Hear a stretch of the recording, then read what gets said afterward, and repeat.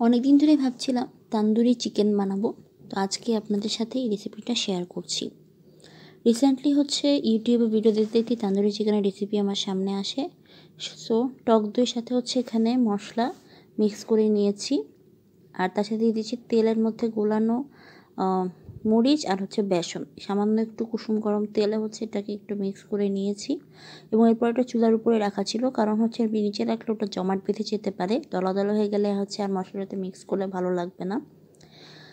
তো সেই ক্ষেত্রে আপনি মশলাটা মিক্স করে নেবেন। এই মশলার মধ্যে আছে আপনার প্যান গরম দিয়ে দেওয়ার পরে বলতেছি মশলা আপনার যেটা বাসায় আছে সেটাই, আদা রসুন বাটা, লবণ আর লেবু দিয়ে। দেখুন, মুরগিটা আগে থেকে প্রথম ম্যারিনেশন করে রেখেছিলাম, আর দ্বিতীয় ম্যারিনেশনের মশলার মধ্যে আমরা দিয়েছি তেলটা তো দিলামই আপনাদের সামনে। এছাড়া আগে দিয়েছিলাম টক দই, আদা রসুন বাটা, জিরা, ধনে গুঁড়া এবং গোলমরিচ গুঁড়ো, সাথে গরম মশলা দিয়ে একটা মিক্স করলাম। এবং এরপর এখন এই মুরগিটাকে ভালো করে এই মশলায় ম্যারিনেট করে রাখবো। এবং শুধু ম্যারিনেট করলে হবে না, এটাকে ফ্রিজে চিল করতে রেখে দেবো আধা ঘন্টা থেকে 1 ঘন্টা।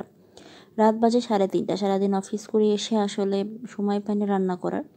তবুও রান্নার শখটা এখনও রয়ে গেছে, যেই কারণে সময় পেলে মাঝে মাঝে রান্না করি।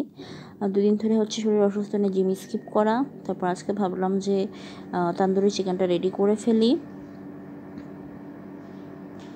তো চিকেনটা তেল গরম হয়ে যাওয়াতে দেখুন চুলাটা মিডিয়াম আঁচে রেখে চিকেনটা বসিয়ে দিয়েছি।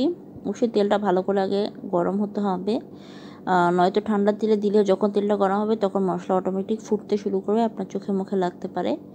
দেখুন, তেলে সামান্য কুসুম গরম তেলে দেওয়ার পরে মশলাটা ছিটে উপরে আসছে না। অবশ্যই একটু দূর থেকে নাড়বেন, না হলে অতিরিক্ত গরম হয়ে গেলে আপনার গায়ে ছিটে আসতে পারে, যেহেতু মশলাটা সামান্য একটু ফুটবেই।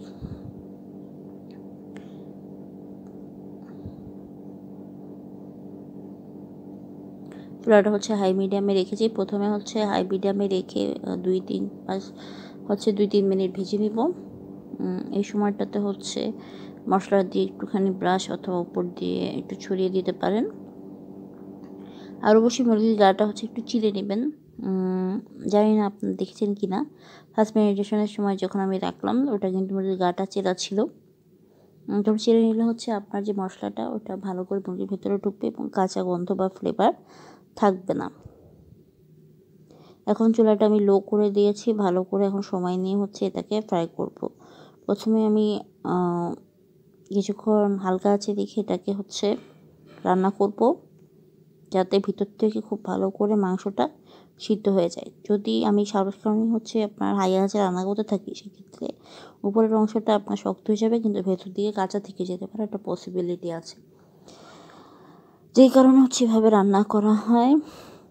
এবং উল্টে নেব। কালারটা খুবই সুন্দর এসছে, একদম ব্রাউনিশ টাইপ কালার। এরপর এটা হতে আরও ডিপ হবে কালারটা। এখন থেকে ভাবছি তান্দুরি চিকেন আর বাইরে গিয়ে খেতে হবে না, নানার সাথে, পরোটার সাথে, ভাত, রুটি, যেটার সাথে ইচ্ছা আপনারা সার্ভ করে খেতে পারেন। শুধু বাইরে রান্না, হোটেল, রেস্টুরেন্টে তান্দুরি চিকেন খেতে চাইবেন কেন, বাসায় চটপট বাসায় থাকা মশলা দিয়ে তান্দুরি চিকেন বানিয়ে ফেলতে পারবেন। দেখা পরের ভিডিওতে। আল্লাহ।